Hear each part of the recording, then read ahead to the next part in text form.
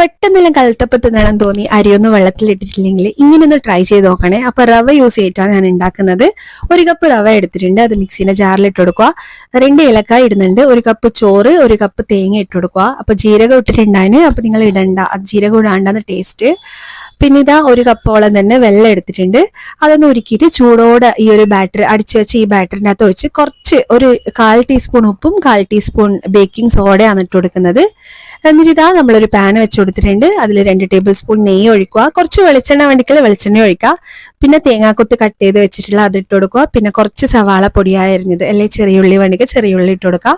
അപ്പൊ കുറച്ച് ഞാൻ മാറ്റി വെക്കുന്നുണ്ട് ഇതിന്റെ മേളിൽ ഇങ്ങനെ ഇട്ട് കൊടുക്കാൻ വേണ്ടി. അപ്പൊ ഇതെല്ലാം ഒഴിച്ചോട്ട് സെറ്റ് ആക്കിയിട്ടുണ്ട്. അപ്പൊ ഇതാ ഒരു 10-15 മിനിറ്റ് കൊണ്ട് തന്നെ നമ്മൾ അടിപൊളി ടേസ്റ്റി ആയിട്ടുള്ള കലത്തപ്പം റെഡി ആയിട്ടുണ്ട്. അപ്പൊ അധികം ആരൊന്നും വന്നിട്ടില്ല, പക്ഷെ നല്ല ടേസ്റ്റ് ആയിരുന്നു കഴിക്കാൻ വേണ്ടിയിട്ട്, നല്ല സോഫ്റ്റ് ഉണ്ടായിന്. അപ്പോൾ പെട്ടെന്നെല്ലാം തിന്നണം തോന്നുമ്പോൾ ഇതേപോലെ ഒന്ന് ഉണ്ടാക്കി നോക്കണേ.